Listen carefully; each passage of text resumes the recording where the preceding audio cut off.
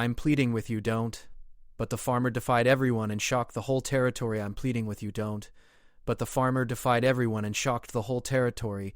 The gunshot split the morning air before anyone saw it coming. Jake Morrison hit the dirt as the bullet tore through the fence post where his head had been seconds before. His hand scrambled for the rifle leaning against the barn, but another shot kicked up dust near his fingers. Someone wanted him dead, and they were close. He rolled behind the water trough, chest heaving, mind racing. The shots came from the tree line, maybe 200 yards out. His farm sat exposed on flat land with nowhere to hide except the barn, and getting there meant crossing 30 feet of open ground. Another bullet punched through the trough, water spurting from the hole. Whoever this was, they had patience and ammunition. Jake's wife Linda screamed from inside the house. His blood went cold. The shooter might have a partner. He couldn't stay pinned down while someone went after his family. He grabbed a rock and hurled it toward the barn, drawing fire. The moment the rifle cracked, he sprinted for the house, legs pumping, expecting a bullet between his shoulders with every step. He crashed through the door. Linda stood at the window with their old shotgun, face pale but steady.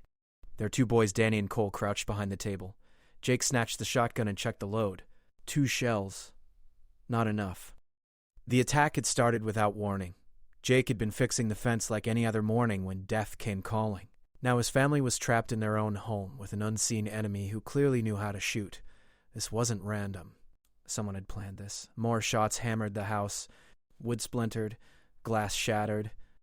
Jake pushed Linda and the boys toward the back room. They needed a plan, but first they needed to survive the next 5 minutes. He crawled to the broken window and risked a glance. Nothing moved in the tree line. The shooter was hidden, waiting. Then Jake saw movement near the barn. Not the shooter. Cattle. His entire herd was being driven away by riders he could barely make out through the dust. This wasn't just murder. It was theft. They were stealing everything he owned while keeping him pinned down.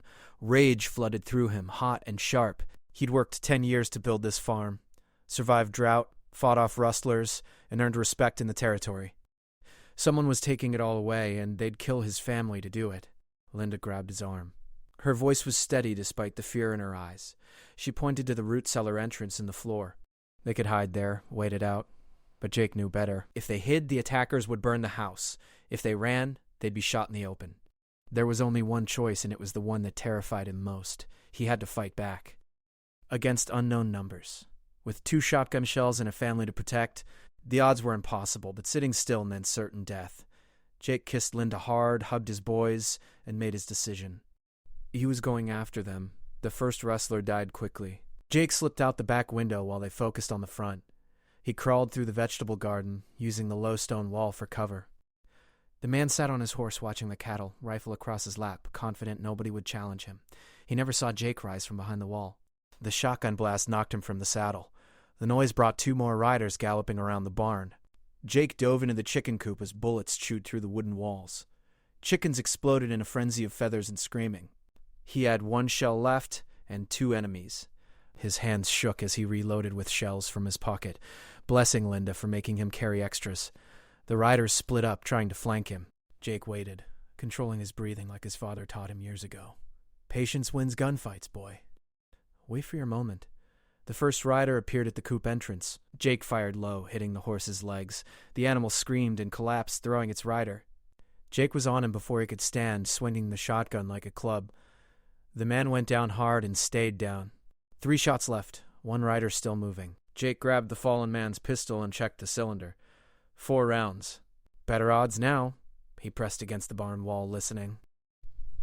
Hoofbeats circled right. The rider was being cautious, which meant he'd seen what happened to his friends. Smart enemies were dangerous enemies. Jake ran for the house, firing blindly behind him to keep the rider back. Bullets chased him across the open ground. He felt one tug his shirt, heard another buzz past his ear like an angry hornet. He hit the porch and crashed through the door, immediately turning to cover the entrance, but the rider didn't follow. Instead, he called out. His voice was rough and mocking, carrying across the yard. He wanted Jake to know this wasn't over. More men were coming. Many more. Jake had killed 3 rustlers, but the gang had 20. They'd be here by sunset, and they'd burn everything. Linda appeared beside Jake, her face set with determination. She'd heard every word.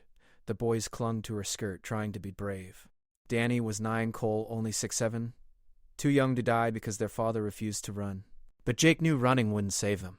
The gang would hunt them down. Their only chance was to make a stand nobody expected.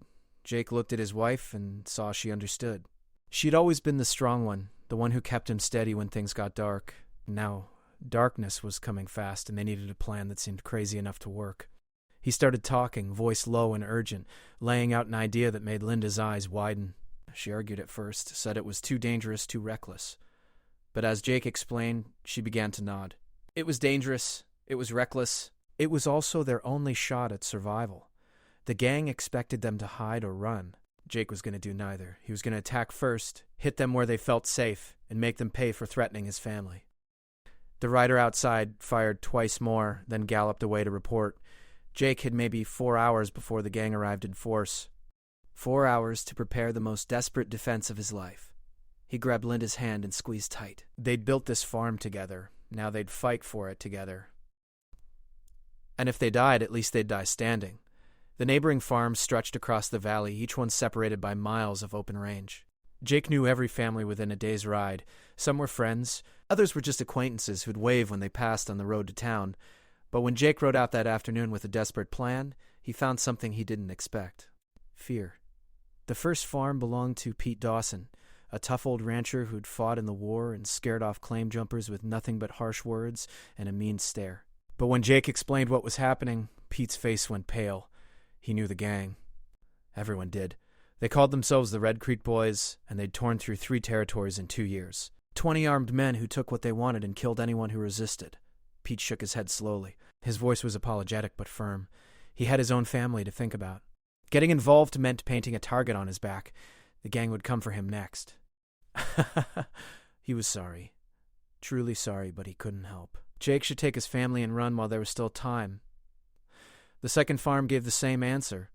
The third wouldn't even open the door. By the 4th farm, Jake's desperation was turning to anger. These were his neighbors. Some had borrowed his equipment. Others had shared meals at his table. But fear of the Red Creek Boys was stronger than friendship or decency. Betty Carson met him at her gate. Her husband had died last winter, leaving her alone with 2 teenage daughters. She listened to Jake's plea with sad eyes and clasped hands. Her voice cracked when she spoke. She wanted to help. Every fiber of her being wanted to stand with him. But she had daughters to protect. If the gang found out she'd helped, they'd do terrible things. She was pleading with him to understand. Don't ask her to risk her girls. Please don't. Jake rode to town as the sun climbed higher. 4 hours had become 3. The sheriff's office sat on Main Street between the general store and the saloon. Sheriff Roy Hastings was cleaning his rifle when Jake burst in. Roy was a decent lawman, honest and fair, but he carried the weight of keeping the small town safe with limited resources. Jake explained everything in a rush. The attack, the rustlers, the gang coming at sunset. He needed help. Deputies, volunteers, anyone who could shoot. Roy listened without interrupting, then set down his rifle with a heavy sigh. He'd heard about the Red Creek Boys. Word had come through last week that they were working this territory. Roy had sent messages to the territorial marshal, but help was days away. Roy's voice was gentle but final. He had 2 deputies and a town to protect. If he rode out to Jake's farm, with his limited manpower, the gang might hit the town instead. He couldn't risk every family in his jurisdiction to save 1 farm. It was cold mathematics. The needs of the many. Jake should gather his family and come to town where Roy could protect them. Jake felt something break inside. The law wouldn't help. His neighbors wouldn't help. He was alone against 20 killers. Roy must have seen it in his eyes because he stood quickly, hands up in a calming gesture. He wasn't abandoning Jake. He'd send word to nearby settlements, try to gather a posse. But that took time. Maybe by tomorrow or the next day. Just come to town tonight and wait. But Jake was done waiting. Done asking. Done pleading. He turned without a word and walked out. Behind him, Roy called out one last time. Don't do anything stupid. Don't go back to that farm. Don't make a stand you can't win. Jake kept walking.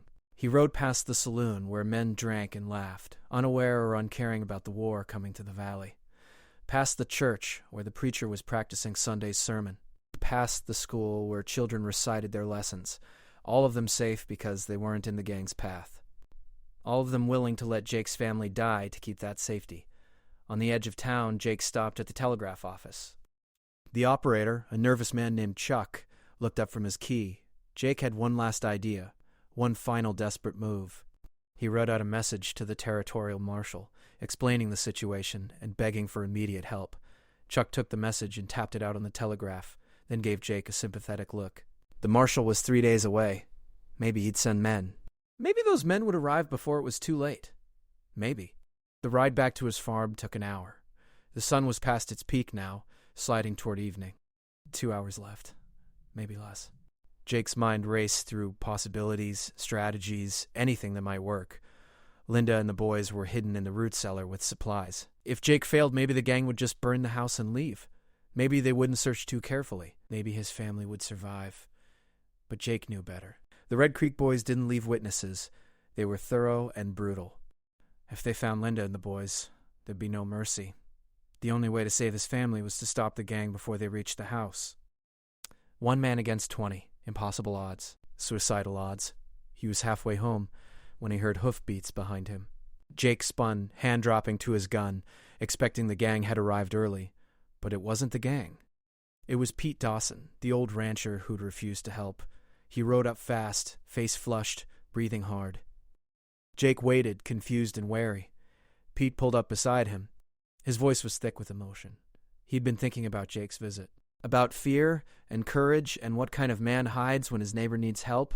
His wife had given him hell, said she didn't marry a coward. His sons had looked at him with disappointment.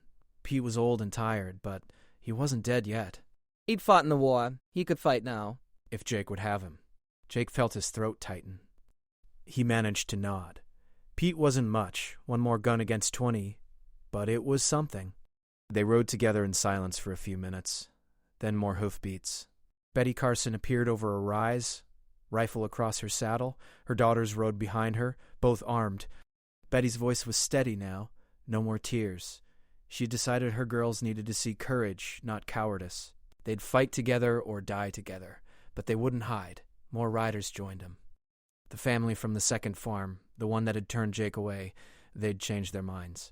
Then 2 young cowboys from the edge of the valley, brothers who'd heard about the trouble in town. They were spoiling for a fight. Within an hour, Jake had 11 people riding with him. Not enough to match the gang, but enough to make them pay. They reached Jake's farm with an hour of daylight remaining. Jake split them into groups, assigning positions. The barn, the house, the tree line. He laid out his plan. It wasn't fancy, but it was smart. The gang would expect a terrified farmer hiding in his house. Instead, they'd find prepared defenders with good cover and killing angles. Linda emerged from the root cellar when she heard voices. Her eyes widened at the sight of the armed neighbors. Jake pulled her aside and explained. She listened, then kissed him hard. Whatever happened next, they'd face it together. The boys stayed in the cellar where they'd be safest, Danny cried, wanting to fight with his father. Jake held him tight and promised to come back. The sun touched the horizon. In the distance, dust rose from the road. 20 riders, moving fast and confident. The Red Creek boys had arrived. Jake checked his rifle 1 last time and took his position. Beside him, Pete Dawson muttered a prayer. Betty Carson's hands were steady on her weapon. Everyone was scared. Everyone was ready. Jake watched the gang approach, his heart hammering. They rode in a loose formation, laughing and passing a bottle. They thought this would be easy. A quick raid, kill the farmer, take the cattle, burn the buildings. They had no idea Jake had defied every expectation and gathered a force to meet them. The gang's leader rode at the front. He was a big man with a scarred face and cold eyes. He raised his hand, and the gang stopped 50 yards from the house. His voice carried clearly in the evening air. He called out to Jake, offering 1 last chance. Walk away. Leave everything. Take the family and go. Nobody had to die tonight. Jake stood up from behind the water trough. His voice was calm and hard. This was his land. His home. The gang could turn around and ride away, or they could start dying. The choice was theirs. The gang leader laughed. It was a cruel sound, full of contempt. He thought Jake was bluffing. 1 farmer and maybe his wife. The leader nodded to his men. They drew their weapons and kicked their horses forward. The raid had begun. Jake fired first. His bullet took the rider on the left out of his saddle. The valley exploded with gunfire from 3 directions. The gang suddenly found themselves in a crossfire. Horses screamed. Men shouted in surprise and pain. The easy raid had become a nightmare. The fight lasted 30 minutes, but it felt like hours. The gang tried to charge the house, but ran into withering fire from the barn. They wheeled toward the barn and got hit from the tree line. Their leaders screamed orders, trying to organize a retreat, but the surprise had shattered their confidence. These weren't scared farmers. They were defenders who'd planned every angle. Jake reloaded and fired. The rifle grew hot in his hands. Smoke stung his eyes. A bullet clipped his shoulder, burning like fire, but he kept shooting. Beside him, Pete took down 2 riders with careful shots. Betty's daughters proved to be crack shots, dropping men from their saddles with cold precision. The gang broke. It happened suddenly. One moment they were fighting back, the next they were fleeing. The leader took a bullet to the leg and nearly fell from his horse. His men grabbed him and they all galloped away, leaving 6 bodies behind. The survivors didn't look back. They'd hit a wall they couldn't break, and they ran like rabbits. Silence fell over the farm, broken only by the moans of wounded horses. Jake lowered his rifle, barely believing it was over. They'd won. Against all odds, they'd driven off the Red Creek boys. His neighbors cheered, releasing tension and fear in shouts of victory. But Jake just stood there, trembling, feeling the weight of what they'd done. Linda ran from the house and threw herself into his arms. The boys climbed from the cellar, eyes wide at the carnage. Jake held them all close, whispering that it was over. They were safe. He'd kept his promise. The next morning, Sheriff Roy Hastings rode up with 5 deputies, a day too late.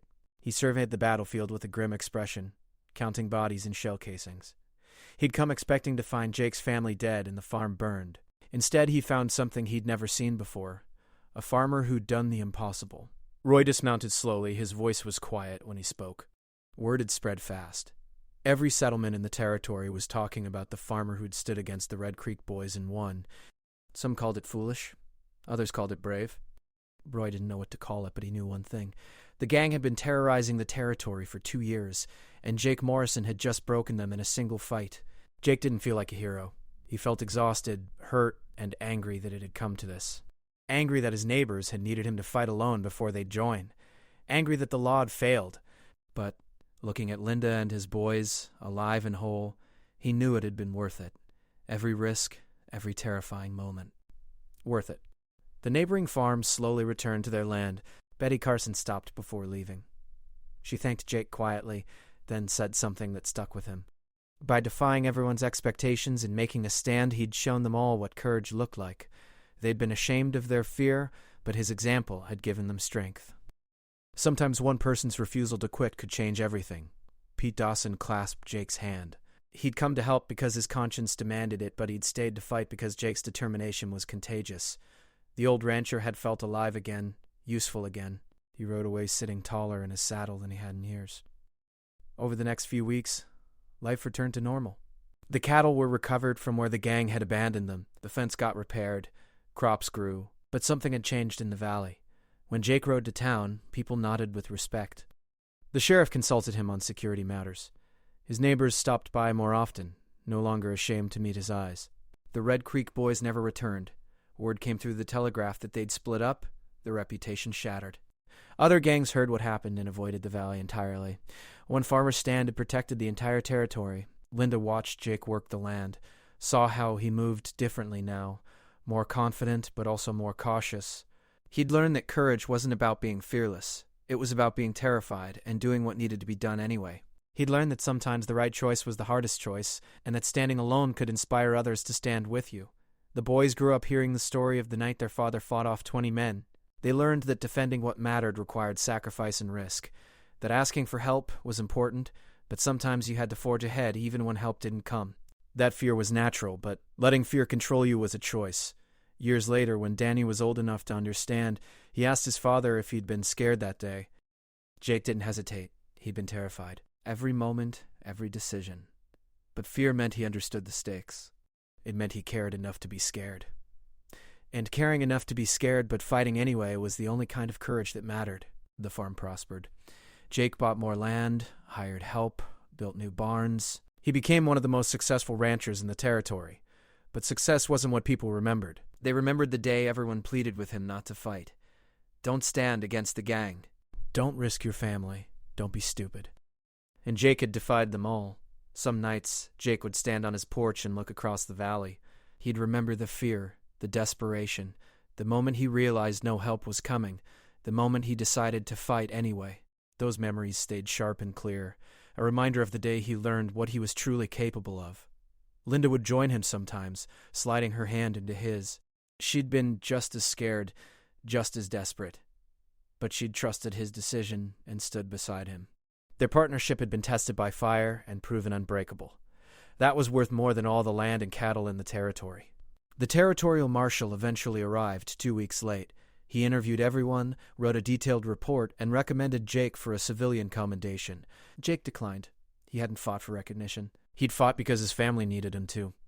The marshal shook his hand and left, muttering that the territory needed more men like Jake Morrison. But Jake knew the truth. The territory was full of men like him. They were farmers and ranchers and shopkeepers, ordinary people who'd do extraordinary things if pushed hard enough. He'd just been pushed first. The difference was that he'd refused to break, refused to run, refused to let fear win, and that refusal had changed everything. The story spread beyond the territory. Newspapers picked it up, embellishing details and getting facts wrong. Jake became a legend he didn't recognize in the retelling. But the truth was simpler, and somehow more powerful. A man had protected his family when no one else would. He'd stood his ground when everyone said it was impossible. And he'd won not because he was special, but because he refused to accept defeat. Time passed. The Red Creek Boys became a cautionary tale.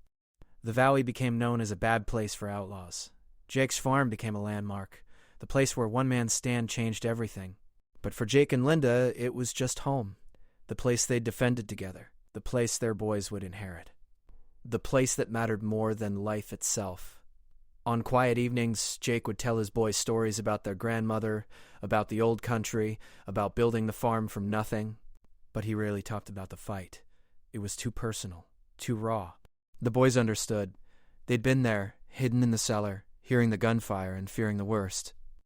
They didn't need details. They'd lived through the terror and come out the other side. As the years turned and the boys became men, they never forgot the lesson their father taught them. When everyone says to run, sometimes you need to stand. When everyone says it's impossible, sometimes you need to try anyway. When everyone pleads with you not to fight, sometimes fighting is the only choice that matters. Jake Morrison had defied everyone and shocked the whole territory. But more importantly, he'd saved his family and shown others what was possible when courage outweighed fear. That was the legacy that lasted long after the gunshots faded and the bodies were buried. The legacy of a farmer who became a legend simply by refusing to quit.